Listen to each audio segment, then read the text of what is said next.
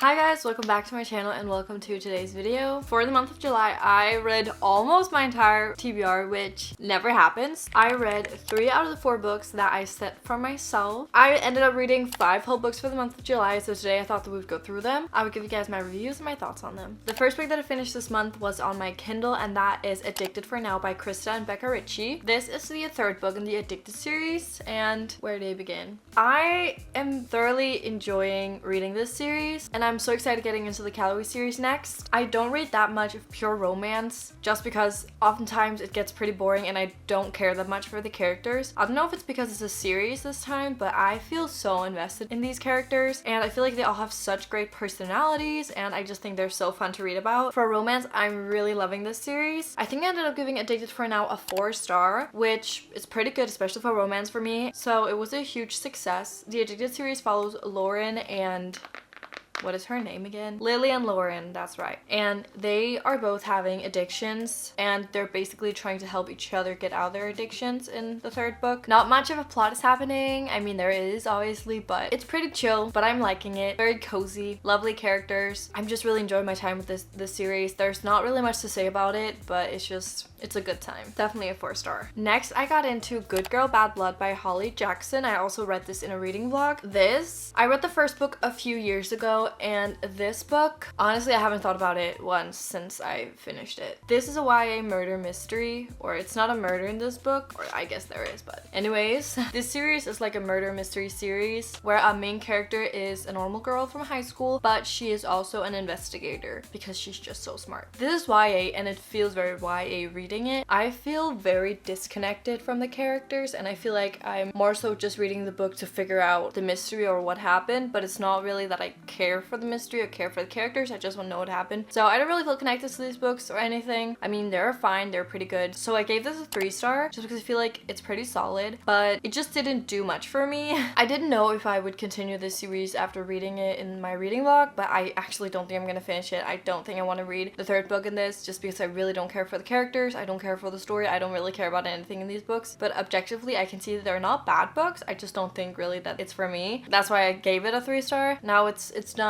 It's off my TBR, so that's great. Now we're getting into some more interesting books, I would say. So the next one that I read is 9th House by Leigh Bardugo. So I also read this in my 24-hour readathon and I didn't have much to say about it because I honestly did not know what to think when I finished this book. This is a book that I've been so excited for reading for such a long time, and honestly it was nothing like I imagined. I had no idea what the plot was about and it was so different from what I thought. Our main character has a sort of troubled past, but she still gets accepted into Yale, into one of the secret societies because she can see ghosts. A murder at Yale happens and basically our main character Alex is diving into if this murder has anything to do with any of the secret societies. It has a lot of paranormal stuff in this, which I did not know that it was like that much about ghosts and like paranormal things, magic and stuff like that. The premise of this book was so good and this could have been amazing, but I ended up giving it a 3.5. I read a review that really put all of my thoughts into words and it just made so much sense because the premise of the book is amazing and I just don't think it was executed that well because honestly it was a little bit boring to read. The main character Alex, I didn't really feel like she had that much of a personality. At some point she kind of stepped up and got into her like bad bitch era, but I still didn't really feel that she had that much of a personality. Our character Darlington though, he saved this book for me. Like, we love him. The only problem is that he isn't really that much in the book.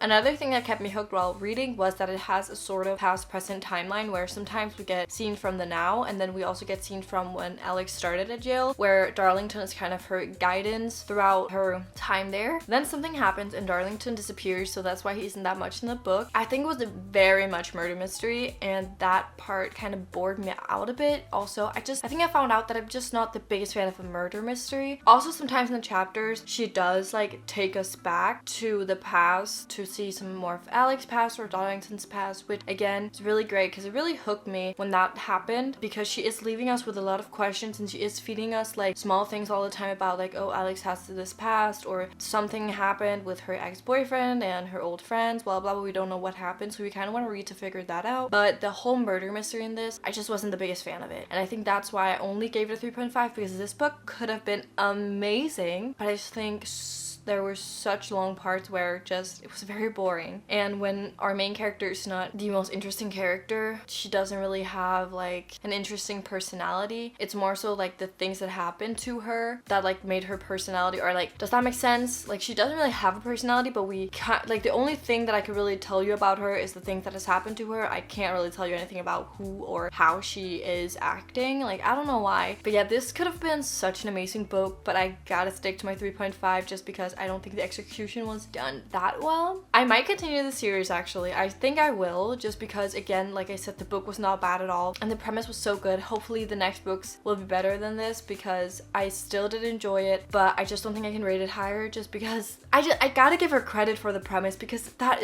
it's such a good premise and it sounds so interesting. I just don't think it was executed that well, which is so unfortunate. So that's why I still really like the book and I will probably still recommend it to people, but I feel like it could have been done better and then would easily have been like a 5-star for me, definitely. Then we had a little change of genre and I went into A Thousand Boy Kisses by Tilly Cole. This book ruined me. And if there's one thing you should know about me, is that if a book makes me cry, especially if it makes me like violently sob, I will love it. I just love feeling hurt. I don't know. This book is about two people and they're basically like best friends, and then they get into a relationship, but then the male main character has to move away for a few years back to Norway, his home country, and in that period of time suddenly our two main characters stop speaking at all. Super weird. A few years passes, our male main character comes back to America and they have not spoken. Our male main character is completely different from how he was when he left. I will warn you guys, there is a tragedy in this, so if you don't like reading sad books, you would probably not read it, but if you do like sad books, I think this is such a great book to pick up. I won't tell you anymore because I feel like you should figure it out for yourself. This book is so good. I think this book has such a great message. I think the author really got the message through with the whole book. I just feel like you guys should experience it for yourself instead of having it spoiled. I feel like that kind of enhances the reading experience and the comprehension of the message. This is a really good book. It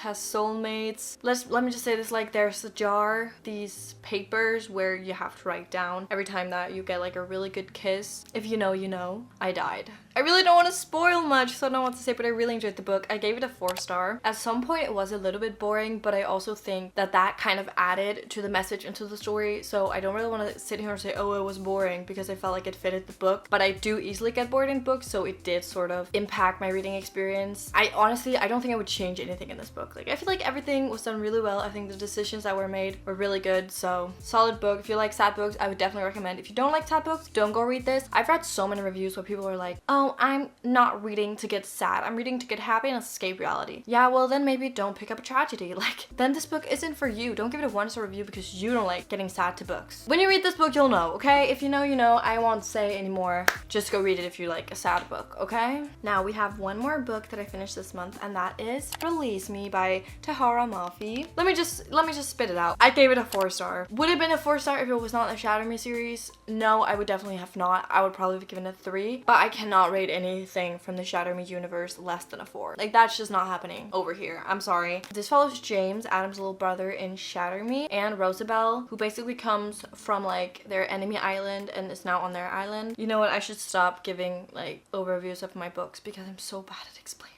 Those two are basically our main characters. The thing that saved this book for me was definitely our old characters. We also get a few chapters with Warner's point of view in this, which I absolutely love. I just love the OG Shatter Me characters. Like Kenji, I forgot how funny he is. He's literally so hilarious, and Nasira, I also love her. Like, she's such an icon. I just love them, and obviously Warner. The only thing is, I feel like the main characters were kind of dumbed down a bit, or like the OG characters. I feel like they seem more dumb than they actually are, but but obviously I think she did that. They're not our main characters anymore, but still, that was a little like, we all know Warner's not this stupid. Like, come on, they all took down the reestablishment. Like, they can't be that stupid. Also, I feel like the main characters, James and Rosabelle, didn't really have much personality. Like, Rosabelle has zero personality. She's so boring. Like, can we get some development soon? Because I haven't seen any now in 2 books. Like, and I feel like 50% of this book was just listening about how much they love each other and how in love they are, how much the other makes their heart flutter, and I don't know. But again, like I said, it's from the Shatter Me series, so I'm gonna be biased. I'm gonna give it a 4-star. I'm gonna continue the series. I'm just loving that we have new Shatter Me content. What it is, I don't even care. Just give me